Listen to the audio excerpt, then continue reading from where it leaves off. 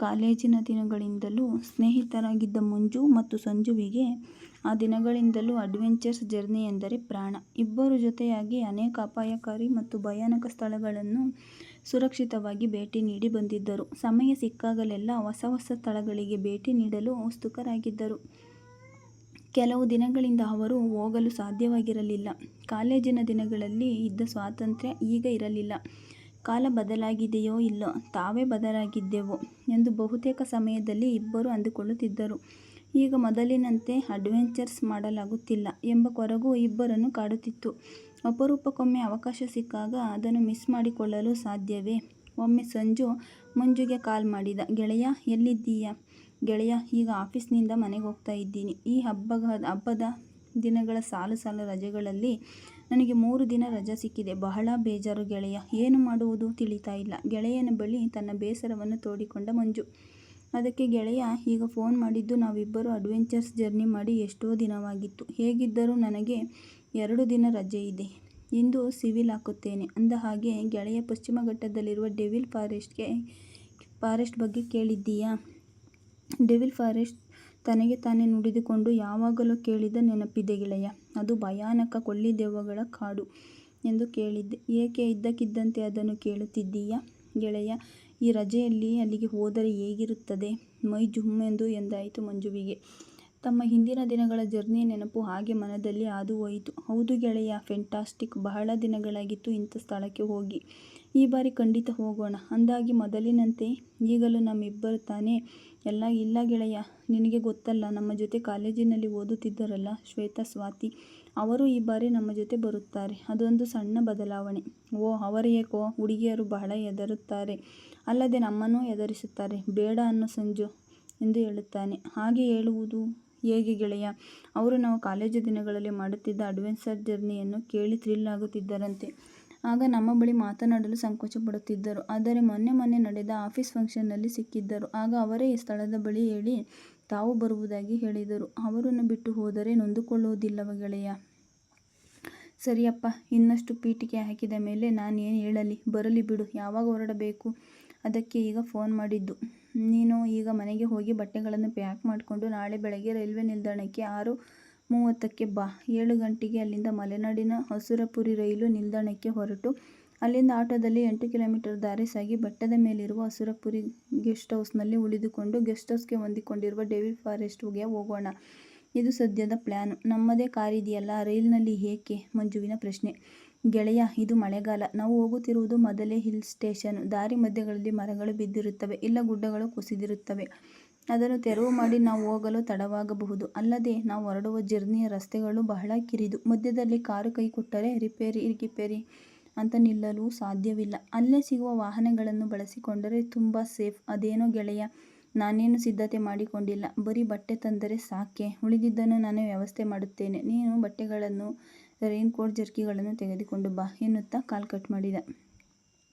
ಅಬ್ಬಾ, ಇದು ಸಂಜು ಎಂದರೆ ಎಲ್ಲದರಲ್ಲೂ ನನಗಿಂತ ಮುಂದಿರುತ್ತಾನೆ. ಅದರಲ್ಲೂ ಈ ಅಡ್ವೆಂಚರ್ಸ್ ಎಂದರೆ ಮುಗಿಯಿತು. ಅದಕ್ಕೆ ಬೇಕಾದ ಎಲ್ಲ ಸಿದ್ಧತೆ ಅವನೇ ಎನ್ನುತ್ತಾ ತನ್ನ ಸ್ನೇಹಿತನನ್ನು ಹೊಗಳುತ್ತಾ ಮನೆ ತಲುಪಿದ ಮಂಜು. ಮನೆಯಲ್ಲಿ ತಾನು ದೂರದ ಊರಿಗೆ ಹೋಗುತ್ತಿರುತ್ತೇನೆಂದು ಹೇಳಿ ತನ್ನ ಸಿದ್ಧತೆಗಳನ್ನು ಮುಗಿಸಿ ಸೂರ್ಯೋದಯವನ್ನು ಕಾತುರದಿಂದ ಕಾಯುತ್ತಿದ್ದನು. ಇತ್ತ ಶ್ವೇತಾ ತನ್ನ ಸಿದ್ಧತೆ ಮುಗಿಸಿ ಸ್ವಾತಿಯ ಕೊಠಡಿಗೆ ಬಂದಿದ್ದಳು. ಇಬ್ಬರು ಒಂದೇ ಆಫೀಸಿನಲ್ಲಿ ಕೆಲಸ ಮಾಡುತ್ತಿದ್ದರಿಂದ ಒಂದು ಲೇಡೀಸ್ ಹಾಸ್ಟೆಲ್ನಲ್ಲಿ ಬೇರೆ ಬೇರೆ ಸ್ನೇಹಿತರೊಂದಿಗೆ ಸ್ಟೇ ಮಾಡುತ್ತಿದ್ದರು. ತಮ್ಮ ಗೆಳತಿಯರಿಗೆ ಜರ್ನಿ ಅಂದರೆ ಅಲರ್ಜಿ. ಅದಕ್ಕಾಗಿ ಇವರಿಬ್ಬರು ಒಟ್ಟಿಗೆ ಅಡ್ವೆಂಚರ್ಸ್ ಜರ್ನಿಗೆ ತಯಾರಾಗುತ್ತಿದ್ದರು.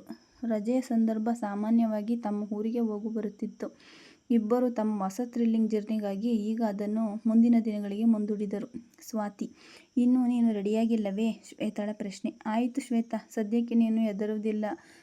ಹೇಳಿರುವುದನ್ನೆಲ್ಲ ಪ್ಯಾಕ್ ಮಾಡಿ ಆಗಿದೆ. ಇನ್ನು ಸ್ವಲ್ಪ ಸಮಯ ನನ್ನ ಜರ್ಕಿನ್, ರೈನ್ ಕೋಟು ಹಾಕಿಕೊಂಡರೆ ಮುಗಿಯಿತು. ಇದೇ ಮೊದಲನೇ ಬಾರಿಗೆ ಇಂತಹ ಥ್ರಿಲ್ಲಿಂಗ್ ಅಡ್ವೆಂಚರ್ ಜರ್ನಿ ಮಾಡುತ್ತಿರುವುದಲ್ಲವೇ ಸ್ವಾತಿ? ನನಗೆ ತೋಚುವುದೆಲ್ಲವನ್ನೂ ಹೇಳಿದ್ದೇನೆ. ಈಗ ಇಷ್ಟು ಸಾಕು. ಸಂಜೆ ಎಲ್ಲವನ್ನೂ ವ್ಯವಸ್ಥೆ ಮಾಡಿಕೊಡುವುದಾಗಿ ಹೇಳಿದ್ದಾನೆ. ಆದರೆ ನಾವು ನಮ್ಮ ಅಗತ್ಯಗಳಿಗೆ ಏನು ಬೇಕೋ ಅದನ್ನು ತೆಗೆದುಕೊಳ್ಳುವುದು ಒಳ್ಳೆಯದಲ್ಲವೇ ಎಂದಳು. ಹೌದು ಶ್ವೇತಾ, ಅದು ನಿಜವಾಗಿ. ನಾನಂತೂ ಈ ಜರ್ನಿಯನ್ನು ನೆನೆಸಿಕೊಂಡು ಸಾಕಷ್ಟು ಥ್ರಿಲ್ಲಾಗಿದ್ದೇನೆ. ನಾಳೆಯ ಪ್ರಯಾಣ ದಿನಗಳನ್ನೇ ಎದುರು ನೋಡುತ್ತಿದ್ದೇನೆ. ಅದು ನನಗೂ ಇದೆ. ಸ್ವಾತಿ, ಒಟ್ಟಿನಲ್ಲಿ ನಮಗೆ ಒಳ್ಳೆಯ ಥ್ರಿಲ್ಲಿಂಗ್ ಅಡ್ವೆಂಚರ್ ಅವಕಾಶ ಕೊಟ್ಟು ಸಂಜು ಮಂಜುವಿಗೆ ಥ್ಯಾಂಕ್ಸ್ ಹೇಳಬೇಕು ಎನ್ನುತ್ತಾ ತಮ್ಮ ಮಾತಿನ ಮೂಲಕವೇ ಬರುವ ದಿನಗಳನ್ನು ಎದುರು ನೋಡುತ್ತಿದ್ದರು. ಮುಂಜಾನೆ ನಿಗದಿತ ಸಮಯದಲ್ಲಿ ರೈಲು ನಿಲ್ದಾಣಕ್ಕೆ ಹಾಜರಾಗಿದ್ದರು ನಾಲ್ವರು. ಎಲ್ಲರೂ ಅಪರೂಪಕ್ಕೆ ಭೇಟಿ ಮಾಡುತ್ತಿದ್ದರಿಂದ ಪರಸ್ಪರ ಕುಶಲೋಪರಿ ವಿಚಾರಿಸಿಕೊಂಡು ಸಮಯಕ್ಕೆ ಸರಿಯಾಗಿ ಬಂದು ರೈಲು ಏರಿ ತಮ್ಮ ಜರ್ನಿಯನ್ನು ಎಂಜಾಯ್ ಮಾಡುತ್ತಿದ್ದರು. ಏಯ್ ಸಂಜು, ಮಂಜು, ಇದುವರೆಗೆ ಸಾಕಷ್ಟು ಸ್ಥಳಗಳಿಗೆ ನೀವು ಹೋಗಿದ್ದೀರಿ, ಸಾಕಷ್ಟು ಥ್ರಿಲ್ಲಿಂಗ್ ಅನುಭವ ಪಡೆದಿದ್ದೀರಿ. ಆದರೆ ಈ ಬಾರಿ ಥ್ರಿಲ್ಲಿಂಗ್ ನಿಮಗೆ ಹೊಸ ಅನುಭವ ನೀಡುವುದು ಗ್ಯಾರಂಟಿ.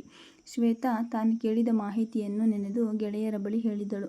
ಓ, ಅಂತಹದ್ದೇನಮ್ಮ ಅಲ್ಲಿ ವಿಶೇಷತೆ? ಆ ಡೆವಿಲ್ಸ್ ಫಾರೆಸ್ಟ್ಗೆ ಹೋದವರು ಬದುಕಿ ಬರೋದು ಕಷ್ಟ ಎಂದು ಕಳೆದ ವಾರ ಯಾವುದೋ ಮ್ಯಾಗಝೀನಲ್ಲಿ ಓದಿದೆ. ಅಲ್ಲಿ ಭಯಾನಕ ಕೊಳ್ಳಿದೆವ್ವಗಳಿವೆಯಂತೆ. ನಿಮಗೆ ಗೊತ್ತಾ? ಅವು ಮನುಷ್ಯರನ್ನು ತಿನ್ನುತ್ತವೆಯಂತೆ. ಓ, ಆಗಲೇ ಹೆದರಿಸಲು ಪ್ರಾರಂಭಿಸಿದೆಯಾ? ಅವಳ ಮಾತನ್ನು ಲೈಟಾಗಿ ತಿಳಿದು ನುಡಿದ ಮಂಜು. ಇಲ್ಲಪ್ಪ, ನಾನು ಮ್ಯಾಗಝೀನಲ್ಲಿ ಓದಿದ್ದನ್ನು ಹೇಳಿದೆ. ಅಲ್ಲಿ ಹೋಗಿ ಬದುಕಿ ಬಂದ ಒಬ್ಬ ಸಾಹಸಿಗ ಅದನ್ನು ವರ್ಣಿಸಿದ್ದು ಆರ್ಟಿಕಲ್ನಲ್ಲಿ ಬರೆದಿದ್ದರು. ನಿಜಕ್ಕೂ ಅದು ರೋಚಕ. ಆದ್ದರಿಂದ ಸಂಜುಗೆ ನಾನೇ ಹೇಳಿದೆ ಈ ಬಾರಿ ಅಲ್ಲಿಗೆ ಹೋಗಲು. ನನ್ನ ಕನಸಿನ ಪ್ರಯಾಣ ಥ್ರಿಲ್ಲಿಂಗ್ ಮೂಡ್ನಲ್ಲೇ ನುಡಿದಳು ಶ್ವೇತಾ. ಅಂತಹ ಎಷ್ಟೋ ರೋಚಕ ಕ್ಷಣಗಳನ್ನು ನಾವು ಕಳೆದಿದ್ದೇವೆ ಶ್ವೇತಾ. ಅದಕ್ಕೆ ಇದೊಂದು ಸೇರ್ಪಡೆ ಅಷ್ಟೇ ಎಂದ ಮಂಜು. ಇರಲಿ ಬಿಡಮ್ಮ,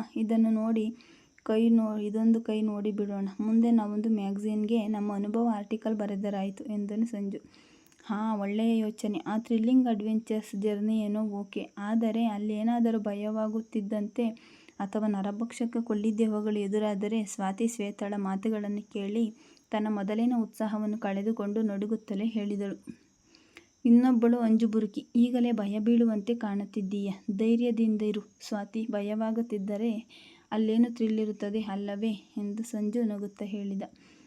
ಗುಡ್, ಪರವಾಗಿಲ್ಲ. ಎಷ್ಟು ಬೋಲ್ಡಾಗಿದ್ದರೆ ಆರಾಮಾಗಿ ಈ ಅಡ್ವೆಂಚರ್ ಸಕ್ಸಸ್ ಆಗಿ ಮುಗಿಸಬಹುದು. ಹೀಗೆ ಅವರ ಮಾತುಕತೆಗಳೆಲ್ಲ ಹೊಸರಿಪುರದ ಆ ಡೆವಿಲ್ ಫಾರೆಸ್ಟಿನ ಕುರಿತಾಗಿ ಇತ್ತು. ಸಮಯ ಸಾಗುತ್ತಿತ್ತು. ಸೂರ್ಯ ಆಗಸದಲ್ಲಿ ಸುರಿಯುತ್ತಿರುವ ಮಳೆಯ ಮೋಡಗಳ ಮರೆಯಲ್ಲಿ ಅವಿತು ಸಂಜೆಯ ಸಮಯಕ್ಕೆ ಜಾರುತ್ತಿದ್ದ. ರೈಲು ನಿಲ್ದಾಣ ಬಂತು. ಹೀಗೆ ಹರಡುತ್ತಾ ಕುಳಿತಿದ್ದರೆ ಮುಂದಿನ ಸ್ಟೇಷನ್ ನಿಮಗಾಗಿ ಕಾದಿರುತ್ತದೆ, ಬೇಗ ಬೇಗ ಬನ್ನಿ ಎನ್ನುತ್ತಾ ಡೋರ್ ಬಳಿ ನಿಂತಿದ್ದ ಮಂಜು ಕೂಡಲೇ ಲಗೇಜ್ ಸಮೇತ ಕೆಳಗಿಳಿದ. ಆಗಲೇ ಸಮಯ 4 ಆಗಿದೆ. ಇನ್ನೇನು ಗೆಸ್ಟ್ ಹೌಸ್ ತಲುಪಿದ ಮೇಲೆ ಮುಂದಿನ ಜರ್ನಿಯ ಪ್ಲಾನಿಂಗ್ ಮಾಡೋಣ ಎನ್ನುತ್ತಾ ಸಂಜು ಕೆಳಗಿಳಿದನು. ತಾನು ಎಲ್ಲರ ಪರವಾಗಿ ತಂದಿದ್ದ ದೊಡ್ಡ ಬ್ಯಾಗ್ಗಳನ್ನು ತೆಗೆದುಕೊಂಡು ಒಂದನ್ನು ಮಂಜುವಿಗೆ ನೀಡಿ ತಾನೊಂದನ್ನು ಬೆನ್ನಿನ ಹಿಂದೆ ಹ್ಯಾಂಗ್ ಮಾಡಿ ಮುನ್ನಡೆಯಲು ಪ್ರಾರಂಭಿಸಿದರು. ಅಬ್ಬಾ, ಬಹಳ ಭಾರ ಗೆಳೆಯ. ಇದನ್ನು ಹೊತ್ತು ನಡೆಯೋದು ಕಷ್ಟವೇ ಎಂದನು ಮಂಜು. ಮತ್ತೆ ಎಲ್ಲರಿಗೂ ಬೇಕಾದ ಆಹಾರ, ನೀರು, ಲೈಟ್ ಟೆಂಟ್, ಟಾರ್ಪಲ್, ಎಮರ್ಜೆನ್ಸಿ ವಸ್ತುಗಳು, ಕ್ಯಾಮೆರಾ ಎಲ್ಲ ಬೇಕಲ್ಲ ಮಂಜು ಎಂದನು. ಸಂಜು ಕಾಡಿನೊಳಗೆ ಕಾಲಿಟ್ಟಾಗ ಅವು ತಮಗೆ ಅನಿವಾರ್ಯ ಎಂಬುದು ಮಂಜುಗೆ ಚೆನ್ನಾಗಿಯೇ ತಿಳಿದಿತ್ತು. ಆದ್ದರಿಂದ ಸುಮ್ಮನಾದ. ಮೊಬೈಲ್ ಆಚೆ ತೆಗೆದು ಸಂಜು, ಛೇ, ಈ ಹಿಲ್ ಸ್ಟೇಷನ್ ಹೀಗೆ ನೆಟ್ವರ್ಕ್ ಇಲ್ಲ, ಸುಮ್ಮನೆ ನಮ್ಮ ಮೊಬೈಲ್ ವೇಸ್ಟ್ ಎಂದನು. ಹಾಗೆ ಹೇಳ್ತೀಯ ಗೆಳೆಯ. ಆ ಟ್ವಿಸ್ಟ್ ಫೋಟೋ ತೆಗೆಯಲು, ವಿಡಿಯೋ ಮಾಡಲು ಇದು ಸಹಾಯವಾಗುತ್ತೆ ತಾನೇ? ಹೌದೌದು ತಲೆಯಾಡಿಸುತ್ತಾ ಮುನ್ನಡೆದರು. ಪ್ರಯಾಣಿಕರನ್ನು ಇಳಿಸಿ ತನ್ನ ಕರ್ತವ್ಯ ಮುಗಿಸಿ ರೈಲು ತನ್ನ ಪ್ರಯಾಣವನ್ನು ಮುಂದುವರಿಸಿತು. ರೈಲು ಮರೆಯಾಗುತ್ತಿದ್ದಂತೆ ಕಪ್ಪು ಬಣ್ಣದಲ್ಲಿ ಬರೆದಿರುವ ಅಳಿಸಿ ಹೋಗುವ ಅಂಚಿನಲ್ಲಿರುವ ಹೊಸರಿಪುರದ ಹೆಸರಿನ ಬೋರ್ಡು ನೋಡಿ ಸುತ್ತಲೂ ಕಣ್ಣಾಡಿಸಿದರು. ಸುತ್ತಲೂ ಪಾಳು ಬಿದ್ದ ಜಾಗದಂತಿತ್ತು ಅದು. ಒಂದು ಊರಿಗೆ ಇರಬೇಕಾದ ಕನಿಷ್ಠ ಮನೆಗಳು ಕೂಡ ಅಲ್ಲಿರಲಿಲ್ಲ. ಒಂದು ರೀತಿಯ ಸ್ಮಶಾನ ಮೌನ ಅದನ್ನು ಆವರಿಸಿತ್ತು. ಆ ರೈಲ್ವೆ ಸ್ಟೇಷನ್ ಕೂಡ ಹಳೆಯ ಕಾಲದ ಕಟ್ಟಡ. ಅಲ್ಲಿನ ಮಳೆಯ ಮಣ್ಣು ಬಣ್ಣ ಮಾಸಿ ಮತ್ತಷ್ಟು ಭಯ ಹುಟ್ಟಿಸುವಂತಿತ್ತು. ಆಗ ತಾನೇ ತನ್ನ ಕೆಲಸ ಮುಗಿಸಿ ಹೋಗುತ್ತಿದ್ದ ಸ್ಟೇಷನ್ ಮಾಸ್ಟರ್ಗೆ, ಸಾರ್, ನಾವು ಹೊಸರಿಪುರದ ಗೆಸ್ಟ್ ಹೌಸ್ಗೆ ಹೋಗಬೇಕು. ಇಲ್ಲಿ ಯಾರಾದರೂ ಆಟೋ ಸಿಗುತ್ತಾ ಎಂದು ಕೇಳಿದ ಸಂಜು. ಹಿಂದೆ ತಿರುಗಿದ ಸ್ಟೇಷನ್ ಮಾಸ್ಟರು ನೋಡಲು ಮುಳ್ಳು ಮುಳ್ಳು ಮುಖದ ವಿಕಾರ ವ್ಯಕ್ತಿ. ತನ್ನ ಕಣ್ಣುಗಳನ್ನು ಅಗಲಿಸಿ ದೊಡ್ಡದಾಗಿ ಬಂದಿರುವ 4 ಜನರನ್ನು ದೂರದೂರನೇ ನೋಡತೊಡಗಿದ. ತನ್ನ ಕಣ್ಣುಗಳಿಂದಲೇ ಅವರನ್ನು ತಿಂದುಬಿಡುವಂತೆ. ಅದನ್ನು ನೋಡಿ ರೇಗಿ ಹೋಗಿ, ಹಲೋ ಸ್ವಾಮಿ, ನಿಮಗೆ ಕೇಳಿದ್ದಿಲ್ಲಿಂದ ಗೆಸ್ಟ್ ಹೌಸ್ಗೆ ಆಟೋ ಸಿಗುತ್ತಾ ಅಂತ ಮಂಜು ಸಿಡುಕಿದ. ಅಲ್ಲಿಗೆ ಅಂತ ಯಾವ ಆಟೋಗಳು ಇಲ್ಲ. ಆ ಕಡೆ ಎಸ್ಟೇಟ್ಗೆ ಕೆಲವು ಜೀಪ್ಗಳು ಹೋಗುತ್ತಿರುತ್ತವೆ, ಬೇಕಿದ್ದರೆ ಅವರನ್ನು ಕೇಳಿ ಎನ್ನುತ್ತಾ ಇವರ ಪ್ರತಿಕ್ರಿಯೆಗೆ ಕಾಯದೆ ಅಲ್ಲಿಂದ ಹೊರಟನು ಸ್ಟೇಷನ್ ಮಾಸ್ಟರು. ಅಲ್ಲಿಂದ ಹೊರಗೆ ಬಂದ 4ರು ಎದುರಿಗೆ ಬಲ ತಿರುಗಿದ್ದ ಹೊಸರಿಪುರದ ಗೆಸ್ಟ್ ಹೌಸ್ಗೆ ದಾರಿ ಬೋರ್ಡನ್ನು ನೋಡಿ ಆ ದಿಕ್ಕಿಗೆ ಹೋಗುವ ವಾಹನಗಳನ್ನು ನಿರೀಕ್ಷಿಸುತ್ತಿದ್ದರು. ಬರ್ರ ಎನ್ನುತ್ತಾ ಜೀಪ್ ಒಂದು ಅತ್ತ ಕಡೆ ತಿರುಗಿತು. ಸಂಜು ಕೈ ಅಡ್ಡ ಹಾಕಿದ. ಸರ್, ಹೊಸರಿಪುರದ ಗೆಸ್ಟ್ ಹೌಸ್ಗೆ ಹೋಗಬೇಕು, ಡ್ರಾಪ್ ಪ್ಲೀಸ್ ಎಂದನು. ಅವನು ಅಲ್ಲಿದ್ದ 4 ಜನರನ್ನು ಗುರಾಯಿಸಿ, ನಿಮಗೆ ತಲೆಗಿಲೆ ಕೆಟ್ಟಿದೆಯಾ ಅಥವಾ ಮನೇಲಿ ಹೇಳಿ ಬಂದಿದ್ದೀರಾ ಇಲ್ವಾ? ಆ ಕಡೆ ಇಲ್ಲಿ ವಾಸವಿರುವ ನಾವೇ ಹೋಗಲು ಭಯಪಡ್ತೀವಿ, ಇನ್ನು ನೀವು ಹೋದರೆ ಅಷ್ಟೇ. ಅಲೋ ಸರ್, ನಮಗೆ ಡ್ರಾಪ್ ಕೊಡ್ತಿರೋ ಇಲ್ವೋ ಅಷ್ಟು ಹೇಳಿ ಸಾಕು ಎಂದು ಸಂಜು. ಇಲ್ಲ, ಸಾಯುವವರಿಗೆಲ್ಲ ನಾನು ಡ್ರಾಪ್ ಕೊಡೋಕ್ಕಾಗಲ್ಲ ಎನ್ನುತ್ತಾ ಅವನು ಸಲೀಸಾಗಿ ಅಲ್ಲಿಂದ ಹೊರಟ. ಒಂದು ಅರ್ಧ ಗಂಟೆಯಾಗುತ್ತಿದ್ದಲೇ ಮತ್ತೊಂದು ಜೀಪು ಆಗಮಿಸಿತು. ಅಸುರಿಪುರದ ಗೆಸ್ಟ್ ಹೌಸ್ಗೆ ಎನ್ನುತ್ತಿದ್ದಂತೆ ಬೆವರಿ ಹೋದ. ಅದರೊಳಗಿನ ಡ್ರೈವರ್, ಇಲ್ಲಪ್ಪ, ನಾನು ಆ ಕಡೆ ತಲೆನೂ ಕೂಡ ಹಾಕಿ ಮಲಗಲ್ಲ, ಇನ್ನು ಅಲ್ಲಿಂದ ಬರೋದಾ? ಹ್ಞೂ ಆಗಲ್ಲ ಎನ್ನುತ್ತಾ ಹೊರಟೇ ಬಿಟ್ಟ. ಸುಮಾರು 6 ಗಂಟೆಯಾಗುತ್ತಿದೆ. ಅಲ್ಲಿ ಕಾದೆ ಬಂತು. ಒಂದು ವೆಹಿಕಲ್ ಸಿಗ್ತಾ ಇಲ್ಲ. ನಡೆದುಕೊಂಡು ಹೋಗೋಣ ಎಂದರೆ ದಾರಿ ಹೊಸದು. ಈ ಲಗೇಜ್ ಹೊತ್ತುಕೊಂಡು ಅಷ್ಟು ದೂರ ನಡೆಯಲು ಆಗಲ್ಲ. ಏನು ಮಾಡೋದು ಮಂಜು? ಸಂಜುನ ಮುಖ ನೋಡಿ ಹೇಳಿದ.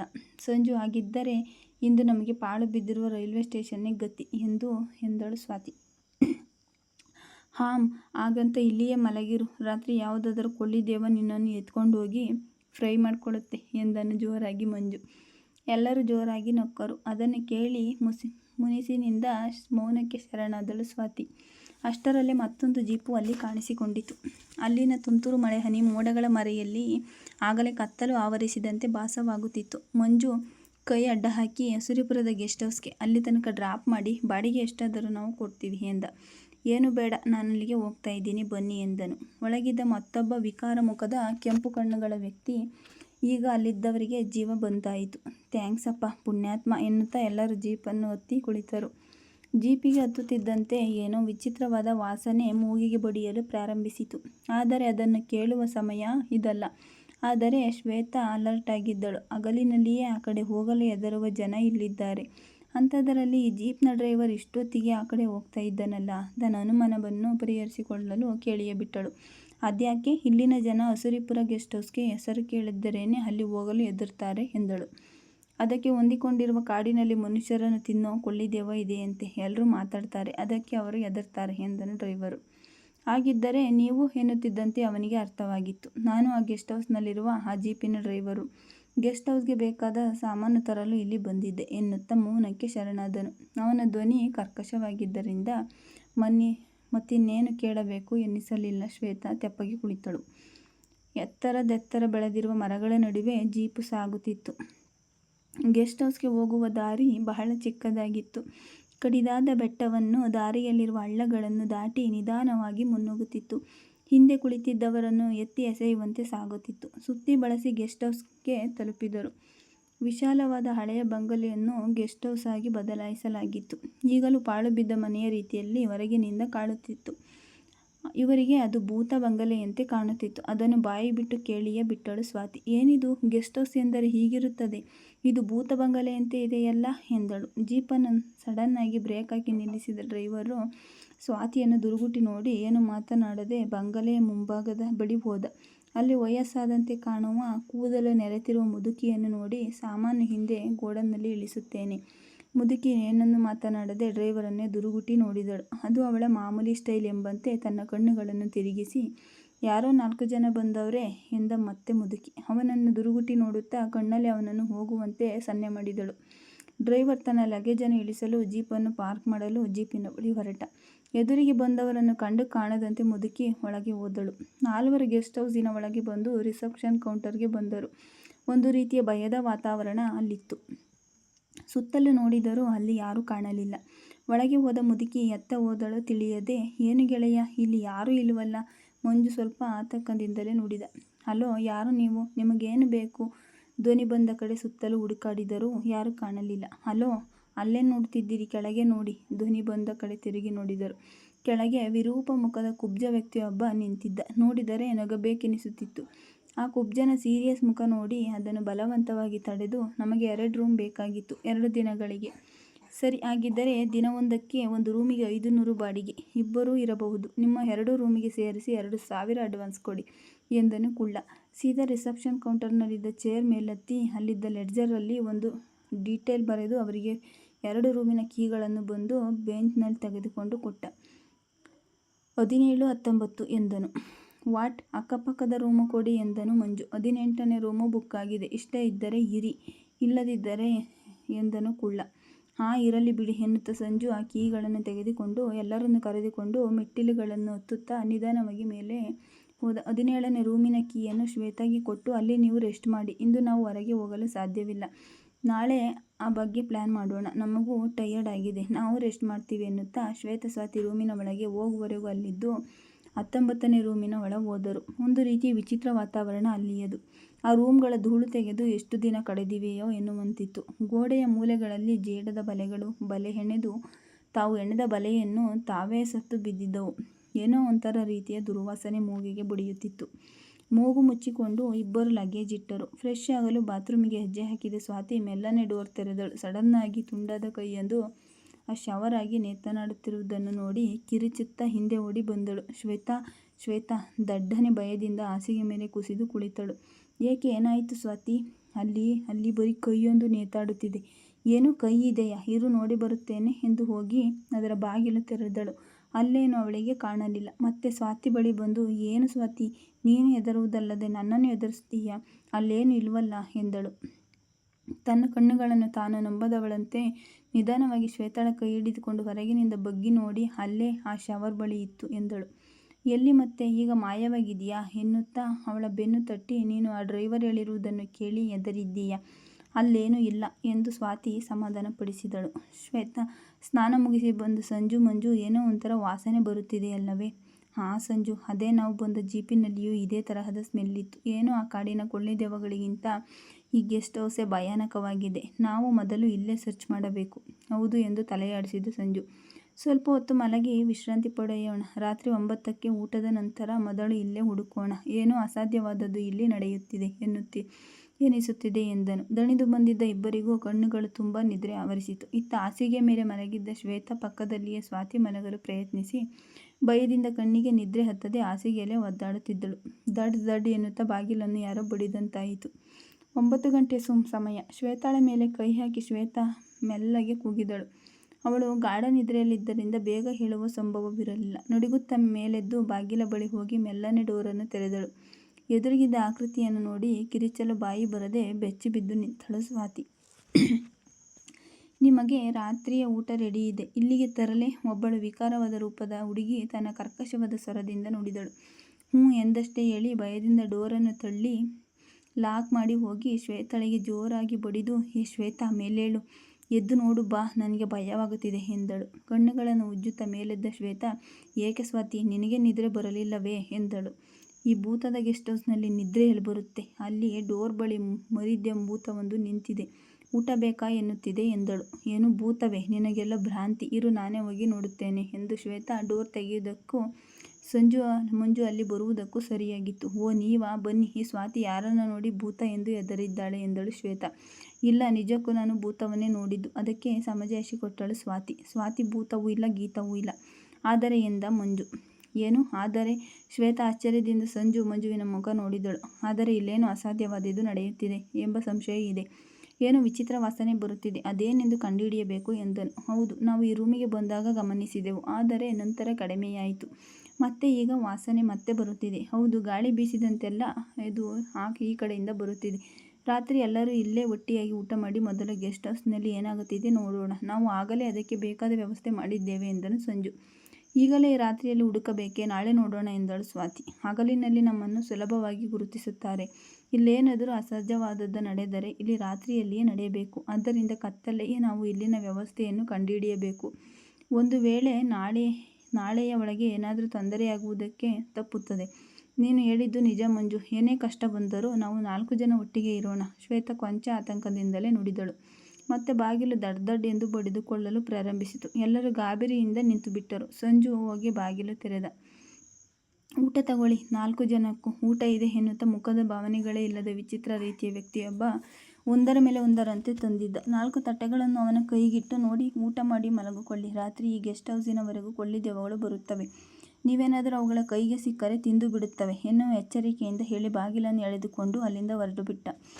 ಅವನು ಹೋಗುತ್ತಿದ್ದಂತೆ ಲೈಟಾಗಿ ಉರಿಯುತ್ತಿದ್ದ ವಿದ್ಯುತ್ ದೀಪಗಳು ಹಾರಿ ಹೋದವು. ಕೊಳ್ಳಿದೆವ್ವ ಅಂತೆ, ಕೊಳ್ಳಿದೆವ್ವ, ಇವನನ್ನು ನೋಡಿದರೆ ಇವನೇ ಕೊಳ್ಳಿದೆವ್ವಂತೆ ಕಾಣುತ್ತಾನೆ ಎಂದು ಬೈದುಕೊಳ್ಳುತ್ತಾ ಮಂಜು ಆನ್ ಮಾಡಿದ ಮೊಬೈಲ್ನಲ್ಲಿನ ಟಾರ್ಚ್ ಬೆಳಕಿನಲ್ಲಿ ಡೋರ್ ಲಾಕ್ ಮಾಡಿ ಅಲ್ಲಿಂದ ಡೈನಿಂಗ್ ಟೇಬಲ್ ಮೇಲೆ ಊಟವನ್ನು ಇಟ್ಟು 4 ಜನ ಮೊಬೈಲ್ ಟಾರ್ಚ್ ಬೆಳಕಿನಲ್ಲಿ ಕೈ ತೊಳೆಯಲು ಹೋದರು. ಸ್ವಾತಿ ಕೈ ತೊಳೆಯಲು ನಲ್ಲಿಯ ಟ್ಯಾಪ್ ತಿರುಗಿಸಿದಂತೆ ಬೆಚ್ಚಿಬಿದ್ದಳು. ಹಾ ಎನ್ನುವ ಅವಳ ಚಿತ್ಕಾರ ಕೇಳಿ ಉಳಿದ 3 ಅವಳ ಬಳಿ ಓಡಿ ಬಂದರು. ಏಕೆ, ಏನಾಯಿತು ಸ್ವಾತಿ? ಎಲ್ಲರೂ ಒಟ್ಟಿಗೆ ಕೇಳಿದರು. ಗರಬಡಿದವಳಂತೆ ನಿಂತಿದ್ದ ಆಕೆ ಅಲ್ಲಿ ನನ್ನ ಕೈಯನ್ನು ನೀರು ಬರುತ್ತಿದ್ದ ಕಡೆ ತೋರಿಸಿದಳು. ನೋಡಿದ ಎಲ್ಲರೂ ಬೆಚ್ಚಿಬಿದ್ದರು. ಸಂಜು, ಇದು ರಕ್ತ. ಒಂದು ರೀತಿಯ ವಾಸನೆ ಬರುತ್ತಿದೆ. ಆ ನೀರನ್ನು ಪರೀಕ್ಷಿಸಿ ನುಡಿದ ಮಂಜು. ವಾಟ್? ಮಂಜು ಸರಿಯಾಗಿ ನೋಡು ಸಂಜು, ಇದು ನಿಜವಾಗಿ ರಕ್ತವೇ, ಇದು ಮನುಷ್ಯನ ರಕ್ತವೇ ಇರಬೇಕು. ನೀರಿನ ಜೊತೆ ಬೆರೆತು ಹರಿಯುತ್ತಿದೆ. ಈ ಮಾತನ್ನು ಕೇಳಿ ತನ್ನ ಕೈಗಳನ್ನು ನೋಡಿಕೊಂಡ ಸ್ವಾತಿ ಕೂಡಲೇ ಪ್ರಜ್ಞೆ ತಪ್ಪಿದಳು. ನಿಧಾನವಾಗಿ 3 ಜನರು ಸ್ವಾತಿಯನ್ನು ಕಾಟಿನ ಮೇಲೆ ಮಲಗಿಸಿದರು. ಅಂದರೆ ಮೇಲೆ ಇರುವ ವಾಟರ್ ಟ್ಯಾಂಕರ್ ಮೂಲಕ ಈ ನೀರು ಬರುತ್ತಿದೆ, ಬಾ ನೋಡಿ ಬರೋಣ ಎಂದನು ಸಂಜು. ಶ್ವೇತಾಳಿಗೆ ಸ್ವಾತಿಯನ್ನು ನೋಡಿಕೊಳ್ಳುವ ಜವಾಬ್ದಾರಿ ಕೊಟ್ಟು ತಮ್ಮ ರೂಮಿನಿಂದ ಟಾರ್ಚ್ ತೆಗೆದುಕೊಂಡು ಹೊರಬಂದರು. ತಾವಿದ್ದ ಮಹಡಿಯಲ್ಲಿ ತಾರಸಿಯ ಮೇಲೆ ಹೋಗಲು ಮೆಟ್ಟಿಲುಗಳನ್ನು ಹುಡುಕಿದರು. ನೋ ಯೂಸ್, ಎಲ್ಲಿಯೂ ಅವರಿಗೆ ಮೆಟ್ಟಿಲುಗಳೇ ಕಾಣಲಿಲ್ಲ. ಅಷ್ಟರಲ್ಲಿ ಮೆಲ್ಲಗೆ ಸಂಜು ಮಂಜುವಿನ ಭುಜದ ಮೇಲೆ ಕೈ ಹಾಕಿ, ಅಲ್ಲಿ ಕಬ್ಬಿಣದ ಮೆಟ್ಟಿಗಳಿವೆ, ಬಾ ಹೋಗೋಣ ಎನ್ನುತ್ತಾ ಇಬ್ಬರು ಯಾವುದೋ ಧ್ವನಿ ಮಾಡದಂತೆ ಮೆಟ್ಟಿಲುಗಳನ್ನು ಏರಿ ಅಲ್ಲಿಂದ ಮುಚ್ಚಳವಿಲ್ಲದ ವಾಟರ್ ಟ್ಯಾಂಕ್ ಒಳಗೆ ಟಾರ್ಚ್ ಬಿಟ್ಟರು. ಕಿರುಚಿಬಿಡುವ ತನ್ನ ಧ್ವನಿಯನ್ನು ತೆಗೆದುಕೊಂಡು ಮಂಜು ಹೆಣ ಸಂಜು ಎನ್ನುತ್ತಾ ಅಲ್ಲಿಯೇ ಕುಸಿದು ಬಿದ್ದ. ಒಳಗೆ ಬಗ್ಗಿ ನೋಡಿದ ಸಂಜು ಯಾವುದೋ ಒಬ್ಬ ಅಪರಿಚಿತ ಗಂಡಸಿನ ಶವ. ಅದರ 2 ಕೈಗಳು ಇರಲಿಲ್ಲ, ಎರಡನ್ನು ನೀಟಾಗಿ ಕತ್ತರಿಸಲಾಗಿತ್ತು. ಆ ಶವದ ವಾಸನೆ ಮೂಗಿಗೆ ಬಡಿಯುತ್ತಿತ್ತು. ನೋಡಿದ ಕೂಡಲೇ ಹಾಗೆ ಮಂಜುವಿನ ಪಕ್ಕದಲ್ಲಿ ಕುಸಿದು ಕುಳಿತು ಸ್ವಲ್ಪ ಹೊತ್ತು ಸುಧಾರಿಸಿಕೊಂಡು, ಹೊರಟು ಬಿಡೋಣ ಮಂಜು, ಇದು ನಿಜಕ್ಕೂ ನರಭಕ್ಷಕರ ಗೆಸ್ಟ್ ಹೌಸ್. ಇಲ್ಲಿಯವರೆಗೂ ಮನುಷ್ಯರಿಲ್ಲ, ವಿಕ್ಷಿಪ್ತ ಮನಸ್ಸಿನ ವಿಚಿತ್ರ ವ್ಯಕ್ತಿಗಳು. ಹೇಗೆ ಹೇಳಿವೆ ಸಂಜು, ಆ ಕೊಳ್ಳಿದೆವ್ವಗಳು ಇದನ್ನು ಮಾಡಿರಬಹುದಲ್ಲ. ಬಾ ಮೊದಲು ಸ್ವಾತಿ ಎಚ್ಚರವಾಗಿದ್ದಾಳ ನೋಡೋಣ ಎನ್ನುತ್ತಾ ಇಬ್ಬರು ನಿಧಾನವಾಗಿ ಕೆಳಗಿಳಿದರು. ರೂಮಿನ ಬಾಗಿಲು ತೆರೆದು ನಿಧಾನವಾಗಿ ಒಳಹೋದರು. ಆಗಷ್ಟೇ ಎಚ್ಚರವಾಗಿದ್ದ ಸ್ವಾತಿಯನ್ನು ಸಮಾಧಾನಪಡಿಸಿ, ಇವರು ಬಂದ ಕೂಡಲೇ ಸಂಜು ಹೊಟ್ಟೆ ಹಸಿವು ಹೆಚ್ಚಾಗುತ್ತಿದೆ, ಮೊದಲು ಊಟ ಮಾಡೋಣ, ಅನಂತರ ನಮ್ಮ ಸರ್ಚಿಂಗ್ ಇದ್ದೇ ಇದೆಯಲ್ಲ ಎಂದಳು ಶ್ವೇತಾ. ಸರಿ ಎನ್ನುತ್ತಾ ತಾವು ತಂದಿದ್ದ ವಾಟರ್ ಬಾಟಲ್ ತೆರೆದು ಕೈ ತೊಳೆದು ಊಟಕ್ಕೆ ಕುಳಿತರು. ಇನ್ನೇನು ಎಲ್ಲ ಊಟ ಪ್ರಾರಂಭಿಸಬೇಕು. ಬೇಡ ಯಾರೂ ಊಟ ಮಾಡಬೇಡಿ ಎನ್ನುತ್ತಾ ಎಲ್ಲರನ್ನು ತಡೆದಳು ಸ್ವಾತಿ. ಇದೇಕೆ ಇವಳು ವಿಚಿತ್ರವಾಗಿ ಹೇಳುತ್ತಿದ್ದಾಳೆ ಎಂದು ಎಲ್ಲರೂ ಅವಳ ಮುಖವನ್ನೇ ನೋಡುತ್ತಿದ್ದರು. ಶ್ವೇತಾಳ ತಟ್ಟೆಯಲ್ಲಿದ್ದ ಒಂದು ಆಕಾರದ ತುಂಡೊಂದನ್ನು ನಿಧಾನವಾಗಿ ಕಿರುಬೆರಳಿನಲ್ಲಿದ್ದುಕೊಂಡು ಟೇಬಲ್ ಮಧ್ಯದಲ್ಲಿಟ್ಟು, ಇದನ್ನು ನೋಡಿದರೆ ಮನುಷ್ಯನ ಬೆರಳಿನ ರೀತಿ ಕಾಣುತ್ತಿದೆ ಎಂದಳು. ಈಗ ಬೆಚ್ಚಿ ಬೀಳುವ ಸರದಿ 3 ಜನದರಾಗಿತ್ತು. ಅವರು ಆ ತುಂಡಿನ ಕಡೆ ಕಣ್ಣಾಡಿಸಿದರು. ಎಸ್, ಅನುಮಾನವೇ ಇಲ್ಲ, ಇದು ಮನುಷ್ಯನ ಬೆರಳೆ, ನೋಡು ಉಗುರು ಹಾಗೇ ಇದೆ ಎಂದನು ಮಂಜು. ಬಾಯನ್ನು ಮುಚ್ಚಿಕೊಂಡು ಬಾತ್ರೂಮ್ಗೆ ಓಡಿ ಹೋದ ಶ್ವೇತಾ ಬಳಬಳನೆ ವಾಂತಿ ಮಾಡಿದಳು. ಥ್ಯಾಂಕ್ಸ್ ಸ್ವಾತಿ, ನಿನ್ನಿಂದ ನಾವು ನರಮಾಂಸ ಭಕ್ಷಣೆಯಿಂದ ಪಾರಾಗಿದ್ದೇವೆ. ಅಂದರೆ ಇಲ್ಲಿಯವರೆಗೂ ನಿಜವಾಗಿಯೂ ನರಭಕ್ಷಕರು ಎಂದನು ಸಂಜು. ಯಾವ ಅಡ್ವೆಂಚರ್ ಬೇಡ, ಥ್ರಿಲ್ಲೂ ಬೇಡ, ಮೊದಲು ನಾವು ಈಗಿಂದೀಗಲೇ ಈ ಗೆಸ್ಟ್ ಹೌಸ್ ಬಿಟ್ಟು ಓಡಿ ಹೋಗೋಣ. ಹೆಸರಿಗಂತಕ್ಕಂತೆ ಇದು ಅಸುರರ ಪುರವೇ, ಇಲ್ಲಿರುವವರು ಅಸುರರೇ, ನಮ್ಮನ್ನು ಬಿಡುವುದಿಲ್ಲ, ನಾವು ಮೊದಲು ಇಲ್ಲಿಂದ ಹೊರಟು ಬಿಡೋಣ ಸ್ವಾತಿ ಭಯದಿಂದ ನುಡಿದಳು.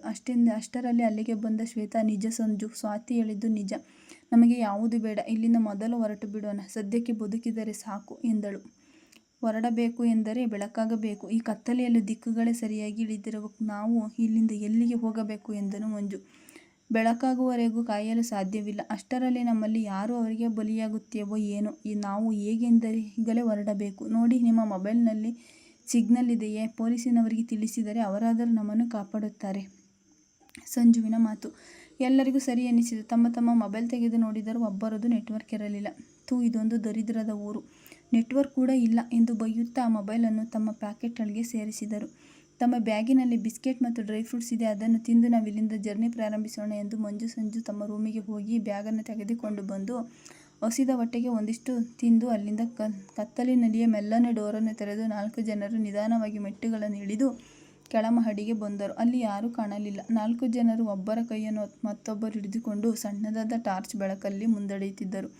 ಒಂದು ಗೋಡೆಯ ಬಳಿ ಹೋಗುತ್ತಿದ್ದಂತೆ ಅಲ್ಲಿ ಒಂದು ವಿಂಡೋ ಕಾಣಿಸಿತು. ಒಳಗಿನಿಂದ ಒಂದು ರೀತಿಯ ವಾಸನೆ ಮೂಗಿಗೆ ಬಡಿಯುತ್ತಿತ್ತು. ಮುಚ್ಚಿದ ಕಿಟಕಿಯನ್ನು ಮೆಲ್ಲನೆ ಹಿಂದಕ್ಕೆ ತಳ್ಳಿದ ಸಂಜು ಅಲ್ಲಿ ಕಂಡ ದೃಶ್ಯ ಕಂಡು ಬೆಚ್ಚಿಬಿದ್ದು ಹಿಂದಕ್ಕೆ ಬಂದ. ಅವನ ಭಯದ ಮುಖ ನೋಡಿ ಅಲ್ಲೇನಿದೆ ಬಗ್ಗಿ ನೋಡಿದ 3 ಉಸಿರು ಬಿಗಿಡಿದು ಹಿಂದಕ್ಕೆ ಕುಸಿದು ಕುಳಿತರು. ಅಲ್ಲಿ ಮನುಷ್ಯರ ಕೈಗಳನ್ನು ತುಂಡು ಕೊಡಲಿಯಿಂದ ಕತ್ತರಿಸುತ್ತಿದ್ದ ಕುಳ್ಳ ಕಾಣಿಸಿದ. ಅಲ್ಲಿ ಸಾಲಾಗಿ 2 ಮಾನವ ಶವಗಳನ್ನು ಮಲಗಿಸಿದ್ದರು. ಅವನ ಎದುರಿಗೆ ತಾವು ಗೆಸ್ಟ್ ಹೌಸ್ಗೆ ಬಂದಾಗ ನಿಂತಿದ್ದ ವಿಚಿತ್ರ ಮನಸ್ಸಿನ ಅಜ್ಜಿ ಅವನಿಗೆ ಗೈಡ್ ಮಾಡುತ್ತಿದ್ದಳು. ಕುಳ್ಳ, ಆ 4 ಜನರನ್ನು ಯಾವಾಗ ಕೊಲ್ಲಬೇಕು ಅಜ್ಜಿ ಎಂದ ಕುಳ್ಳನ ಬಾಯಿಂದ ಆ ಶಬ್ದ ಕೇಳುತ್ತಿದ್ದಂತೆ ಕಿವಿ ಚುರುಕಾಗಿ 4 ಜನರು ವಿಂಡೋ ಬಳಿ ಕಿವಿ ಇಟ್ಟು ನಿಂತರು. ಹಾ ವಿಚಿತ್ರವಾಗಿ ನಕ್ಕ ಮುದುಕಿ. ಅದಕ್ಕೇನು ಅವಸರ, 2 ದಿನಕ್ಕೆ ಸಾಕಾಗುವಷ್ಟು ನರಮಾಂಸವಿದೆಯಲ್ಲ. ಅದು ಕಡಿಮೆಯಾಗುತ್ತಿದ್ದಂತೆ ಅವರನ್ನು ಒಬ್ಬೊಬ್ಬರಾಗಿ ಕಡಿದು ಹಾಕಿದರಾಯಿತು. ಆ ಮಾತು ಕೇಳಿ ಕುಳ್ಳನ ಹುಮ್ಮಸ್ಸು ಜಾಸ್ತಿಯಾಯಿತು. ಅದನ್ನು ಅಲ್ಲಿ ಕತ್ತರಿಸುತ್ತಿದ್ದ ಮಾಂಸದ ಮೇಲೆ ತೋರಿಸುತ್ತಿದ್ದ. ಅಲ್ಲಿಯ ತನಕ ಅವರನ್ನು ಜೀವಂತವಾಗಿ ಬಿಡುವುದೇ ಅವರಿಗೆ ನಾವು ನರಹಂತಕರು, ನರಮಾಂಸ ಭಕ್ಷಕರೆಂದು ತಿಳಿದರೆ ನಮ್ಮನ್ನು ಸುಮ್ಮನೆ ಬಿಡುವರೇ? ಕುಳ್ಳ ಅನುಮಾನದಿಂದ ಕೇಳಿದ. ತಿಳಿದರೆ ಅವರ ಆಯಸ್ಸು ಬೇಗ ಮುಗಿಯುತ್ತದೆ. ನಮ್ಮ ನೆಂಟರಿಗೆಲ್ಲ ಹಸಿ ಮಾಂಸದ ಭೋರಿ ಭೋಜನ ಎಂದಳು. ಮುದುಕಿ. ಅವರ ಸಂಭಾಷಣೆ ಮುಂದುವರಿಯುತ್ತಿತ್ತು. ಅವರ ಮಾತು ಕೇಳಿ ತುಂತುರು ಮಳೆಯ ನಡುವೆ ಉಂಟಾಗುತ್ತಿದ್ದ ಚಳಿಯ ನಡುವೆಯೂ ನಾಲ್ವರು ಬೆವರಿ ಹೋಗಿದ್ದರು. ಅಲ್ಲಿಂದ ಸದ್ದಾಗದಂತೆ ಮುಂದೆ ಹೋದರು. ಅಲ್ಲೊಂದು ಅಡ್ರೌಂಡ್ ಕಾಣಿಸಿತು. ಒಳಗೆ ಪೊಂಜಿನ ಬೆಳಕು ಉರಿಯುತ್ತಿತ್ತು. ಅಲ್ಲಿಂದ ಮತ್ತದೇ ವಾಸನೆ ಬರುತ್ತಿತ್ತು. ಫ್ರೆಂಡ್ಸ್, ಎಲ್ಲರೂ ಜೊತೆಯಾಗಿರಿ, ಒಳಗೆ ಹೋಗಿ ನೋಡೋಣ ಎಂದನು ಮಂಜು. ನಿಧಾನವಾಗಿ ತೆರೆದಿದ್ದ ಡೋರಿನ ಮೂಲಕ ಅವಳ ಹೋದರು. ಒಳಗೆ ಅರೆ ತೆರೆದಿರ ಬಾಗಿಲನ್ನು ತಳ್ಳಿದರು. ಎಲ್ಲರೂ ಒಂದು ಕ್ಷಣ ಶಾಕ್ ಆದರು. ಒಳಗೆ ಮಾನವನ ದೇಹವನ್ನು ಪ್ರಾಣಿಯ ದೇಹದ ರೀತಿಯಲ್ಲಿ ನೇತು ಹಾಕಿದ್ದರು. ಸುಮಾರು 2 ದೇಹಗಳು ಅಲ್ಲಿ ನೇತಾಡುತ್ತಿದ್ದವು. ಮತ್ತೊಂದು ಕಡೆ 4 ರುಂಡಗಳು ಕೈ ಕಾಲುಗಳನ್ನು ನೇತು ಹಾಕಿದ್ದರು. 4 ಸ್ನೇಹಿತರು ತಮ್ಮ ಮೂಗುಗಳನ್ನು ಮುಚ್ಚಿಕೊಂಡು ಗೋಡೆಯ ಬಳಿ ಅಡ್ಡವಾಗಿದ್ದ ಡ್ರಮ್ಮನ ಹಿಂಭಾಗ ಹೊರಗಿನವರೆಗೆ ಕಾಣದೆ ಮರೆಯಾಗಿ ನಿಂತರು. ಕಾಲಿಗೆ ಏನೋ ಸಿಕ್ಕಿದಂತಾಗಿ ಬಗ್ಗಿ ನೋಡಿದ ಶ್ವೇತಾ ಕೆಳಗೆ ಬಿದ್ದಿದ್ದ ID ಕಾರ್ಡನ್ನು ಪಂಜಿನ ಬೆಳಕಿನಲ್ಲಿ ಓದಿದಳು. ಪೀಟರ್ ಹೆಸರಿನ ವ್ಯಕ್ತಿಯ ಓಟ ರೆಡಿಯಾಗಿತ್ತು. ಅದು ಶ್ವೇತಾ ಅದನ್ನು ಉಳಿದವರಿಗೆ ತೋರಿಸಿದಳು. ಅಂದರೆ ಆ ವ್ಯಕ್ತಿಯು ಗೆಸ್ಟ್ ಹೌಸ್ಗೆ ಬಂದಿದ್ದ ಅತಿಥಿ. ಅವನನ್ನು ಕೊಂದು ಹಾಕಿದ್ದಾರೆ ಎಂದನು ಸಂಜು. ಬಹುಶಃ ಇಷ್ಟೊತ್ತಿಗೆ ಅವನು ಈ ರಾಕ್ಷಸರ ಹೊಟ್ಟೆ ಸೇರಿರಬಹುದು. ಮಂಜುವಿನ ಮಾತು ಕೇಳಿ, ಇಲ್ಲ ಮಂಜು, ನೋಡು, ಅಲ್ಲಿರುವ ಮುಖ ಈ ಶ್ವೇತಾ ಫೋಟೋದಲ್ಲಿರುವ ಮುಖದಂತಿದೆ ಎಂದಳು ಶ್ವೇತಾ. ಅಷ್ಟರಲ್ಲಿ ವಿಕಾರವಾದ ಭಾಷೆಯಲ್ಲಿ ಏನನ್ನೋ ಮಾತನಾಡುತ್ತಾ ಅಲ್ಲಿ ಬಂದ ಡ್ರೈವರ್ ಅವರಿಗೆ ಎಷ್ಟು ನರಮಾಂಸವಿದ್ದರೂ ಸಾಕಾಗುವುದಿಲ್ಲ. ಏನು ಮಾಡೋದು? ನಾನು ಕದ್ದು ಮಕ್ಕಳನ್ನು ತರುವುದರ ಜೊತೆಗೆ ಬರುವ ಪ್ರವಾಸಿಗರನ್ನು ಇಲ್ಲಿ ಕರೆತಂದು ಇವರ ಹೊಟ್ಟೆ ತುಂಬಿಸುತ್ತೇನೆ. ಆದರೂ ಇವರಿಗೆ ಸಾಕಾಗುವುದಿಲ್ಲ ಎಂದನು. ಅವನ ಪಕ್ಕದಲ್ಲಿದ್ದ ಹುಡುಗಿಯನ್ನು ನೋಡಿ ಕಿರಿಚುವ ತನ್ನ ಧ್ವನಿಯನ್ನು ಕಂಟ್ರೋಲ್ ಮಾಡಿಕೊಂಡಳು ಸ್ವಾತಿ. ರೂಮಿನಲ್ಲಿ ತನಗೆ ಊಟ ಬೇಕಾ ಎಂದು ಕೇಳಿದ ಭೂತ ಹಂತದ ಹುಡುಗಿ ಅವಳು. ಎಲ್ಲರಿಗೂ ಬೇಕಲ್ಲ ಅಣ್ಣ, ಕಾಡಿನಲ್ಲಿರುವ ನಮ್ಮ ಕಡೆಯವರಿಗೆ ಈ ಮಾಂಸ ಸಾಕಾಗುವುದೇ ಎಂದಳಾಕೆ. ತನ್ನ ಮಾತನ್ನು ಮುಂದುವರಿಸಿ, ಅಣ್ಣ, ಸಂಜೆ 4 ಜನರನ್ನು ಕರೆದುಕೊಂಡು ಬಂದಿಯಲ್ಲ, ಅವರಲ್ಲಿ ಬೆಳಗ್ಗೆ ಉದ್ದವಾಗಿರುವ ಅವಳನ್ನು ನೋಡಿದರೆ ಅವಳ ಮಾಂಸ ಯಾವಾಗ ತಿನ್ನುವೆನೋ ಎನ್ನುತ್ತಾ ಬಾಯಿ ಚಪ್ಪರಿಸಿದಳು. ಅವಳ ಮಾತನ್ನು ಕೇಳಿ ಮರೆಯಲ್ಲಿದ್ದ ಸ್ನೇಹಿತರು ಸ್ವಾತಿಯ ಮುಖ ನೋಡಿದರು. ಅವಳು ಭಯದಿಂದ ನಡುಗುತ್ತಿದ್ದಳು. ಶ್ವೇತಾ ಅವಳನ್ನು ತಬ್ಬಿ ಹಿಡಿದು ಅವಳ ತಲೆ ಸವರಿ ಸಮಾಧಾನಿಸುತ್ತಿದ್ದಳು. ಹಾ, ಜೋರಾಗಿ ನಗುತ್ತಾ ಡ್ರೈವರ್ ಹೇಳಿದ. ತಾವಾಗಿಯೇ ತಮಗೆ ಆಹಾರವಾಗಿ ಬಂದ ಪಶುಗಳು ಅವರು. ಬಿಡು, ನಾಳೆಯೇ ನಿನಗೆ ಅವಳ ಮಾಂಸ ಸಿಗುತ್ತದೆ. ಈಗ ಅಲ್ಲಿರುವ ಕೈಯೊಂದನ್ನು ತೆಗೆದುಕೊಂಡು ಬಾ ಎಂದು ತಾನೊಂದು ರುಂಡವನ್ನು ಹಿಡಿದುಕೊಂಡು ಆಕೆಯನ್ನು ಕರೆದುಕೊಂಡು ಅಲ್ಲಿಂದ ಹೊರಹೋದನು. ಅವರು ಅಲ್ಲಿಂದ ಹೋದೊಡನೆ ಆದಷ್ಟು ಬೇಗ ಇಲ್ಲಿಂದ ಹೋದರೆ ಒಳ್ಳೆಯದು ಎಂದಳು ಶ್ವೇತಾ. ಈಗ ಅವರು ಅಲ್ಲಿಂದ ಹೊರಗೆ ಬಂದರು. ಮಂಜು ಸುತ್ತಮುತ್ತ ತಮ್ಮನ್ನು ಯಾರೂ ಗಮನಿಸುತ್ತಿಲ್ಲವೆಂದು ಅರಿತು ಅಲ್ಲಿಂದ ಅವರನ್ನು ತಾವು ಸಂಜೆ ಬಂದ ಗೇಟಿನ ಬಳಿ ಕರೆದೊಯ್ದ. ಅಲ್ಲಿಂದ ಮುಂದೆ ಇದ್ದ ಒಂದು ದೊಡ್ಡ ಮರದ ಆಸರೆಯಲ್ಲಿ ಎಲ್ಲರೂ ಒಟ್ಟಿಗೆ ಸೇರಿ ಮೆಲ್ಲಗೆ ಏರಿಸಿಬಿಟ್ಟರು. ಸುಧಾರಿಸಿಕೊಂಡರು. ಗೆಳೆಯ, ನಿಜವಾಗಿ ನಾವೀಗ ಅಪಾಯದಲ್ಲಿದ್ದೀವಿ. ಈಗಿಂದೀಗಲೇ ಇಲ್ಲಿಂದ ಈ ರಾಕ್ಷಸರಿಗೆ ತಿಳಿಯದಂತೆ ಹೊರಡಬೇಕು. ಇಲ್ಲದಿದ್ದರೆ ಮೊದಲು ಈ ಸ್ವಾತಿಯ ನಂತರ ಉಳಿದ ನಾವು 3 ಇನ್ನೆರಡು ದಿನದಲ್ಲಿ ನಾವು ಅವರ ಹೊಟ್ಟೆ ಸೇರುತ್ತೇವೆ ಎಂದನು ಮಂಜು. ನಿಜ, ಅವರು ಹೇಳುವುದನ್ನು ಕೇಳಿದರೆ ಸ್ವಾತಿಗಾಗಿ ಅವರು ನಾಳೆವರೆಗೂ ಕಾಯುವುದಿಲ್ಲ ಎಂದನು ಮೆಲ್ಲಗೆ ನಗುತ್ತಾ ಸಂಜು. ಬಿ ಸೀರಿಯಸ್ ಸಂಜು, ಇದು ತಮಾಷೆ ಮಾಡುವ ಸಮಯವಲ್ಲ. ನಡುಗುತ್ತಲೇ ಇದ್ದ ಸ್ವಾತಿಗೆ ಆಸರೆಯಾಗಿದ್ದ ಶ್ವೇತಾ ನುಡಿದಳು. ಸಾರಿ, ಆದರೆ ಈ ಕತ್ತಲೆಯಲ್ಲಿ ಹೆಚ್ಚು ಕಾಲ ನಮ್ಮ ಟಾರ್ಚ್ ಆನ್ ಮಾಡಿ ಹುಡುಕುತ್ತಾ ಹೊರಟರೆ ಅವರಿಗೆ ಸುಲಭವಾಗಿ ಸಿಕ್ಕಿಬಿಡುತ್ತೇವೆ. ಈ ಕತ್ತೆಯಲ್ಲಿ ಯಾವುದಾದರೂ ಬೆಳಕನ್ನು ಮಾಡಿಕೊಂಡು ಇಲ್ಲಿಂದ ಜಾಗ ಖಾಲಿ ಮಾಡಬೇಕು ಎನ್ನುತ್ತಿದ್ದಂತೆ ಸಂಜು, ಅಲ್ಲಿ ಯಾರೋ ಪಂಜಿನ ಬೆಳಕಿನಲ್ಲಿ ಕಾಡಿನೊಳಗೆ ಹೋಗುತ್ತಿದ್ದಾರೆ ಎಂದಳು ಶ್ವೇತಾ. ಗೆಳೆಯ, ನಮಗಿರುವುದು ಒಂದೇ ದಾರಿ. ಈಗ ನಮಗೆ ದಾರಿ ಸರಿಯಾಗಿ ತಿಳಿಯುವುದಿಲ್ಲ. ಆ ಬೆಟ್ಟದ ತಿರುವಿನಲ್ಲಿ ನಾವು ಬಂದಿದ್ದು ಸರಿಯಾಗಿ ನೆನಪಿಲ್ಲ. ಆ ಪಂಜಿನ ಬೆಳಕನ್ನೇ ಹಿಂಬಾಲಿಸಿ ಹೋಗೋಣ. ಬೆಟ್ಟದ ಸುತ್ತ ರಸ್ತೆ ತಿರುಗುವುದರಿಂದ ನಮಗೆ ಮಧ್ಯದಲ್ಲಿ ಯಾವುದಾದರೂ ದಾರಿ ಸಿಗುತ್ತದೆ. ಅಲ್ಲಿಂದ ಹೊರಟು ಬಿಡೋಣ ಎಂದನು ಸಂಜು. ಅದಕ್ಕೆ ಎಲ್ಲರೂ ಒಪ್ಪಿಕೊಂಡು ಕಾಡಿನ ಒಳಗೆ ಸಾಗುತ್ತಿದ್ದ ಪಂಜಿನ ಬೆಳಕನ್ನೇ ಹಿಂಬಾಲಿಸತೊಡಗಿದರು. ಕಾಡಿನ ಒಳಗೆ ಸುಮಾರು 4 ಕಿಲೋಮೀಟರ್ ಸಾಗುತ್ತಿದ್ದ ಉರಿಯುತ್ತಿದ್ದ ಪಂಜಿನ ಬೆಳಕಿನಲ್ಲಿ ಅದನ್ನು ಹಿಡಿದಿದ್ದ ವ್ಯಕ್ತಿಯನ್ನು ಗುರುತಿಸಿ ಹೇಳಿದಳು ಸ್ವಾತಿ. ಶ್ವೇತಾ, ಸಂಜೆ ನಮ್ಮನ್ನು ಗೆಸ್ಟ್ ಹೌಸ್ಗೆ ಕರೆದುಕೊಂಡು ಬಂದ ಜೀಪಿನ ಡ್ರೈವರ್ ಇದ್ದ ಹಾಗೆ ಇದ್ದಾನೆ ಅವಳು ಎಂದಳು. ಅವನು ಹೇಗಾದರೂ ಇರಲಿ, ಮೊದಲು ನಾವು ಇಲ್ಲಿಂದ ತಪ್ಪಿಸಿಕೊಂಡರೆ ಸಾಕು ಎಂದ ಶ್ವೇತಾ. ಕೈ ಹಿಡಿದ ಮರಗಳ ಮರೆಯಲ್ಲಿ ಕಿರಿಚಲು ಗಿಡಗಳನ್ನು ಬಳಸಿ ಮುಂದೆ ಸಾಗಿದರು. ಮುಂದೆ ಯಾವುದೋ ಧ್ವನಿ ಕೇಳಿ ಬೆಚ್ಚು ಬಿದ್ದರು.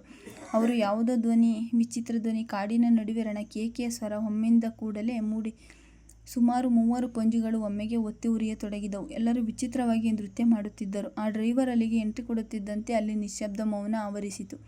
ಪಂಜುಗಳು ಉರಿಯುತ್ತಿದ್ದವು. ಈ 4 ಮರದೊಂದಿಗೆ ಅಲ್ಲಿ ಮುಂದೆ ಏನು ನಡೆಯಬಹುದೇನೋ ಕುತೂಹಲದಿಂದ ನೋಡುತ್ತಾ ನಿಂತರು. ಹಿಂದೆ ಇನ್ನೂ 4 ಪಂಜುಗಳು ಕಂಡವು. ತಾವು ಬಂದ ಅದೇ ದಾರಿಯಲ್ಲಿ ಈಗ ತಾವೇ ನೋಡಿ ಬಂದ ಮುದುಕಿ ಮುಂದೆ ಬರುತ್ತಿದ್ದಳು. ಅವಳ ಹಿಂದೆ ಕುಳ್ಳ ದೊಡ್ಡ ಚೀಲದಲ್ಲಿ ನರಮಾಂಸ ತುಂಬಿ ಹೊತ್ತುಕೊಂಡು ಬರುತ್ತಿದ್ದ 2 ದೈತ್ಯರಂತಹ ವ್ಯಕ್ತಿಗಳು ಆರ್ಡರ್ ಮಾರುತ್ತಾ ಬರುತ್ತಿದ್ದ. ನೋಡಿ, ದಿನ ಸೇರುವಂತೆ ನೀವುಗಳ ನರಮಾಂಸದ ಭಕ್ಷಣೆಗೆ ಇಲ್ಲಿ ಬಂದು ಸೇರಿದ್ದೀರಿ. ಇದು ನಿಮಗೆ ಹಸಿ ಮಾಂಸದ ಹಬ್ಬ ಎನ್ನುತ್ತಿದ್ದ ಅಲ್ಲಿದ್ದವರಿಗೆಲ್ಲ ವಿಚಿತ್ರ ಶಬ್ದದೊಂದಿಗೆ ತಮ್ಮ ಪಂಜುಗಳನ್ನು ಮೇಲೆತ್ತಿ ಆಹಾ ಎಂದರು. ಮುದುಕಿ ಅಲ್ಲಿಗೆ ಹಾಜರಾಗುತ್ತಿದ್ದಂತೆ ಡ್ರೈವರ್ ಸಮೇತ ಎಲ್ಲರೂ ತಮ್ಮ ನಡು ಬಗ್ಗಿಸಿ ಆಕೆಗೆ ತಮ್ಮ ಗೌರವ ಸಲ್ಲಿಸಿದರು. ಇವತ್ತಿನ ಭೋಜನ ಸಿದ್ಧವಾಗಿದೆ ಎನ್ನುತ್ತಾ ತನ್ನ ಬಳಿ ಇದ್ದ ದೈತ್ಯರಿಗೆ ಹಂಚಿಬಿಡಿ ಇದನ್ನು ಎಂದು ಸನ್ನೆ ಮಾಡಿದಳು. ಎಲ್ಲರಿಗೂ ಹಸಿದ ಹೆಬ್ಬುಲಿಯಂತೆ ಕೈ ಮೇಲೆತ್ತಿ ನರಮಾಂಸ ತಿಂದು ಎಷ್ಟೋ ದಿನಗಳಾಗಿದೆ ಎಂಬಂತೆ ಅದನ್ನು ತಿನ್ನುತ್ತಿದ್ದರು. ಅದನ್ನು ನೋಡಿ ಸ್ವಾತಿಗೆ ತಡೆದುಕೊಳ್ಳಲಾಗಲಿಲ್ಲ. ಅಲ್ಲೇ ಬಳಕ್ಕನೆ ವಾಂತಿ ಮಾಡಿದಳು. ನರಭಕ್ಷಕರ ಆ ಕೇಕೆಯ ಶಬ್ದದಲ್ಲಿ ಅದು ಅವರಿಗೆ ಕೇಳಲಿಲ್ಲ. ಶ್ವೇತಾ ಸ್ವಾತಿಗೆ ನೀರು ಕೊಟ್ಟು, ಹೆದರಬೇಡ ಸ್ವಾತಿ, ಆದಷ್ಟು ಬೇಗ ನಾವು ಹೊರಟು ಬಿಡೋಣ ಎಂದಳು.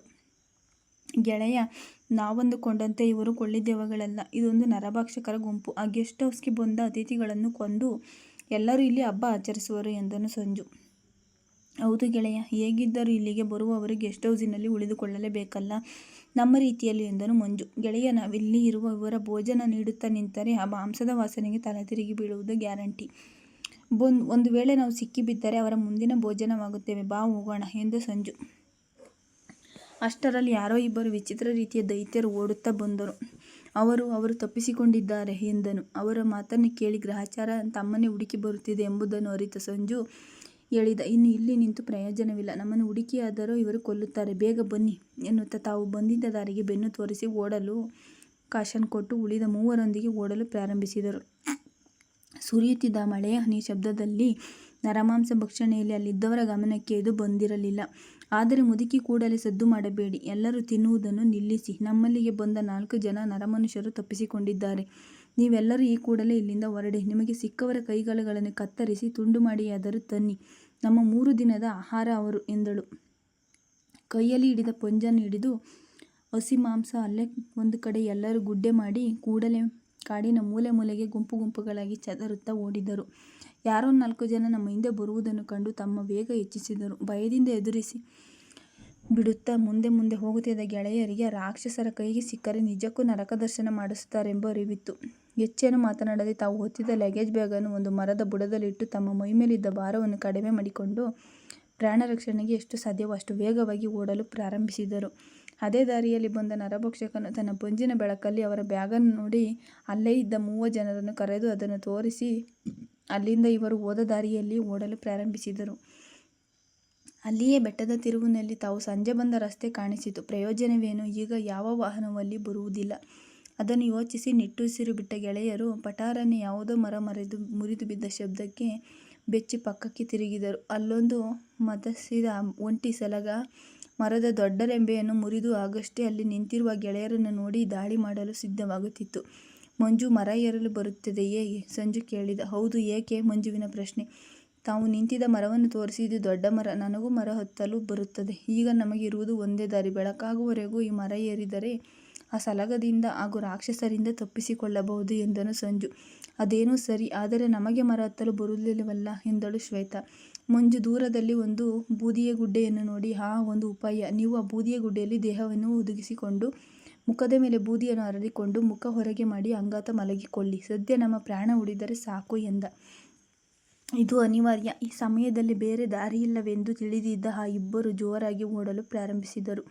ಈ ಇಬ್ಬರು ಗೆಳೆಯರು ಸರಸರನೆ ಮರ ಏರಲು ಪ್ರಾರಂಭಿಸಿದರು. ಇದುವರೆಗೆ ಕೋಪದಿಂದ ರೆಂಬೆ ಮುರಿದು ಗೀಳಿಡುತ್ತಿದ್ದ ಸಲಗ ಯಾವಾಗ ಅವರಲ್ಲಿ ಚಲನೆ ಕಂಡಿತೋ ಕೂಡಲೇ ಅಟ್ಟಿಸಿಕೊಂಡು ಬರಲು ಪ್ರಾರಂಭಿಸಿತು. ಸುಮಾರು 10 ಅಡಿಗಳಷ್ಟು ಎತ್ತರದ ಬೂದಿಗುಡ್ಡ. ಹತ್ತಿರದ ಎಸ್ಟೇಟ್ ಮಾಲೀಕರು ತಮ್ಮಲ್ಲಿನ ಒಣಗಿದ ಮರಗಳು ಮತ್ತು ಎಲೆಗಳನ್ನು ಒಟ್ಟುಗೂಡಿಸಿ ಉರಿಸಿ ಬೂದಿ ಮಾಡಿ ಅದರ ಬೂದಿಯನ್ನು ಗೊಬ್ಬರದ ಜೊತೆಗೆ ಮಿಕ್ಸ್ ಮಾಡಿ ಸಸಿಗಳಿಗೆ ಹಾಕಲು ಒಂದು ಕಡೆ ಸಂಗ್ರಹಿಸಿಟ್ಟಿದ್ದರು. ಹಿಂದು ಮುಂದು ನೋಡದೆ ಶ್ವೇತಾ ಮತ್ತು ಸ್ವಾತಿ ಅದರ ಮಧ್ಯೆ ತೂರಿಕೊಂಡು ಮಳೆಹನಿಯಿಂದ ಮೆತ್ತಗಾಗಿದ್ದ ಬೂದಿಯನ್ನು ಮುಖಕ್ಕೆ ಬಳಿದುಕೊಂಡು ಆ ಬೂದಿಯ ಜೊತೆಯಲ್ಲಿ ತಾವು ಬೂದಿಯಾಗಿ ಹೋಗಿದ್ದರು. ಗೀಳಿಡುತ್ತಿದ್ದ ಸಲಗ ಮರದ ಬಳಿ ಬರುವಷ್ಟರಲ್ಲಿ ಇಬ್ಬರು ಅದರ ಸೊಂಡಿಲಿಗೆ ಸಿಗದ ರೀತಿ ಮರಕ್ಕೆ ಏರಿದರು.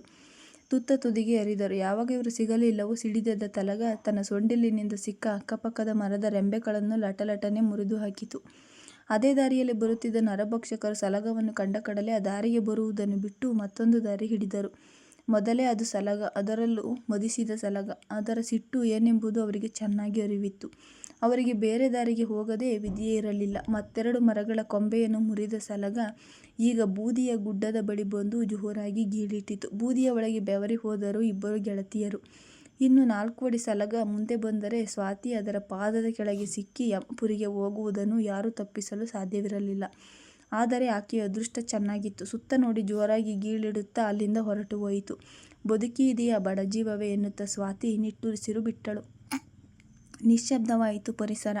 ಅಲ್ಲಿನ ಪ್ರತಿ ಶಬ್ದವೂ ಸ್ಪಷ್ಟವಾಗಿ ಕೇಳುತ್ತಿತ್ತು. ಆಗಷ್ಟೇ ಕೇಳಿ ಬಂದ ವಿಚಿತ್ರ ಸದ್ದಿಗೆ ಸಂಜು ಮಂಜು ಬೆಚ್ಚಿಬಿದ್ದರು.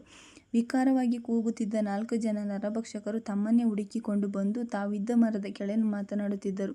ಒಬ್ಬ ನರಭಕ್ಷಕ, ಜೀವದಿಂದಿರುವ ಹಸಿಮರ ಮಾಂಸವನ್ನು ತಿಂದು ಎಷ್ಟು ದಿನವಾಗಿದೆಯೋ. ಮತ್ತೊಬ್ಬ ತಲೆ ಆಡಿಸುತ್ತಿದ್ದ, ಈಗ ತಪ್ಪಿಸಿಕೊಂಡವರು ನಮಗೇನಾದರೂ ಸಿಕ್ಕರೆ ನಮ್ಮ ಯಜಮಾನಿಗೆ ಅವರನ್ನು ನೀಡೋದು ಬೇಡ. ನಾವೇ ಅವರನ್ನು ಕಡಿದು ಅವರ ಮಾಂಸವನ್ನು ಗುಹೆಯಲ್ಲಿ ಅಡಗಿಸಿಟ್ಟು ತಿನ್ನೋಣ. ಅದೆಲ್ಲ ಆಮೇಲೆ, ಮೊದಲು ಅವರನ್ನು ಹುಡುಕಿ ಎಂದ ಇನ್ನೊಬ್ಬ ನರಭಕ್ಷಕ. ಒರಟಾದ ಧ್ವನಿಗೆ ಎಚ್ಚೆತ್ತು ಅದು ತಮಗೂ ಸರಿ ಎನ್ನಿಸಿ ಅಲ್ಲಿಂದ ಮುಂದಿದ್ದ ಬೂದಿಗುಡ್ಡದ ಹತ್ತಿರ ಬಂದರು. ಶ್ವೇತಸ್ವಾತಿಗೆ ಅವರ ಹೆಜ್ಜೆ ಸದ್ದು ಕೇಳಿ ತಮ್ಮ ಜೀವ ಹಾರಿ ಹೋದಂತಾಯಿತು. ಬೂದಿಯ ಸುತ್ತಲೂ ನೋಡಿದರು. ತುಂತುರು ಮಳೆಯ ಹನಿಗೆ ಇಬ್ಬರು ಗೆಳತಿಯರ ಹೆಜ್ಜೆ ಗುರುತು ಅಳಿಸಿ ಹೋಗಿತ್ತು. ಸ್ವಲ್ಪ ಹೊತ್ತು ಅಲ್ಲಿ ನಿಂತು ಮುಂದೆ ಹೊರಟರು ನರಭಕ್ಷಕರು. ಆ ಕಿರಾತಕರ ಕೈಯಿಂದ ತಮ್ಮ ಜೀವ ಉಳಿಸಿಕೊಳ್ಳುವ ದೇವರಿಗೆ ಒಂದು ಥ್ಯಾಂಕ್ಸ್ ಹೇಳಿ ಮೇಲೆ ತೇವವಿದ್ದರೂ ಬೆಚ್ಚಗಿದ್ದ ಬೂದಿಯ ಒಳಗೆ ಶರೀರ ಹುದುಗಿಸಿ ಮುಖ ಹೊರಗೆ ಹಾಕಿ ಉಸಿರಾಟಕ್ಕಷ್ಟೇ ಅದನ್ನು ಸೀಮಿತಗೊಳಿಸಿಕೊಂಡಿದ್ದರು. ರಾತ್ರಿ ಕಳೆದು ಮುಗಿಲಿನಲ್ಲಿ ಸೂರ್ಯೋದಯದ ಲಕ್ಷಣಗಳು ಗೋಚರಿಸಿದವು. ಮೆಲ್ಲಗೆ ಬೆಳಕು ಮೂಡತೊಡಗಿತು. ಕೂಡಲೇ ಮರದಿಂದ ಕೆಳಗಿಳಿದು ಬಂದ ಸಂಜು ಮಂಜು ಬೂದಿಯ ಗುಡ್ಡದ ಬಳಿ ಶ್ವೇತಸ್ವಾತಿಯರನ್ನು ಕೂಗಿದರು. ಇದೇ ಕ್ಷಣಕ್ಕಾಗಿ ಕಾಯುತ್ತಿದ್ದ ಅವರು ಕೂಡಲೇ ಅಲ್ಲಿಂದ ಹೊರಗೆ ಬಂದು, ಹಬ್ಬ, ಇದೇ ಕೊನೆ. ಲೈಫಲ್ಲಿ ಇನ್ನು ಮುಂದೆ ನಾನು ಈ ಅಡ್ವೆಂಚರ್ ಸಹವಾಸಕ್ಕೆ ಬರುವುದಿಲ್ಲ ಎಂದಳು ಸ್ವಾತಿ. ಆಯಿತಮ್ಮ, ಮೊದಲು ಇಲ್ಲಿಂದ ಹೋಗೋಣ, ಆಮೇಲೆ ಅದನ್ನು ಯೋಚಿಸೋಣ ಎನ್ನುತ್ತಾ ತಾವು ಅಲ್ಲಿಂದ ನೆನ್ನೆ ಸಂಜೆ ಬಂದ ದಿಕ್ಕನ್ನರಿಸಿ ಬೆಟ್ಟವನ್ನು ನಿಧಾನವಾಗಿ ಇಳಿಯಲು ಪ್ರಾರಂಭಿಸಿದರು. ಆ ಬೆಟ್ಟದ ಒಂದು ತುದಿಯಲ್ಲಿ ಸಣ್ಣಗೆ ಹರಿಯುತ್ತಿದ್ದ ನೀರಿನ ಝರಿಯ ಬಳಿ ಬಂದು ತಮ್ಮ ಬಟ್ಟೆಗಳನ್ನು ಎಷ್ಟು ಸಾಧ್ಯವೋ ಅಷ್ಟು ಶುದ್ಧವಾಗಿ ತೊಳೆದುಕೊಂಡು ಶುಭ್ರವಾಗಿ ರಸ್ತೆಯ ಬಳಿ ಬಂದು ನಿಧಾನ ನಡಿಗೆ ಪ್ರಾರಂಭಿಸಿದರು. ಅಷ್ಟರಲ್ಲಿ ಬಂದ ಜೀಪೊಂದು ಸಡನ್ನಾಗಿ ನಿಂತಿತು. 4 ಜನರು ಬೆಚ್ಚಿಬಿದ್ದರು. ತಮ್ಮ ಬೆನ್ನು ಬಿಡದೆ ನರರಕ್ಷಕ ಡ್ರೈವರ್ ಮತ್ತೆ ಬಂದನೆ ಎನ್ನುತ್ತಾ ಹಿಂದೆ ನೋಡಿದರು. ಅವರನ್ನು ನೋಡಿದ ಆ ಜೀಪಿನ ಡ್ರೈವರು, ನನ್ನ ಜೀಪನ್ನು ಹತ್ತಿ ಮಾರಾಯರೇ, ಇಲ್ಲಿದ್ದರೆ ಅಪಾಯ ಎಂದನು. ಅವರ ಜೀಪಿಗೆ ಹತ್ತಿದ ಕೂಡಲೇ, ಯಾರು ನೀವು?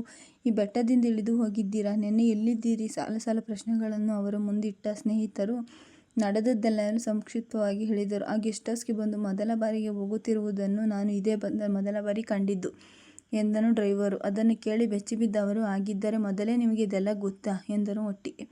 ಗೊತ್ತಾ? ಏನು? ಇಂತಹ ಸುಮಾರು 20 ಕೇಸ್ ಆಗಿದೆ ಇಲ್ಲಿ. ಮೊನ್ನೆ ಹೊಸದಾಗಿ ಮದುವೆಯಾಗಿದ್ದ ಜೋಡಿಗಳು ಆ ಗೆಸ್ಟ್ ಹೌಸ್ಗೆ ಹೋಗಿದ್ದರು.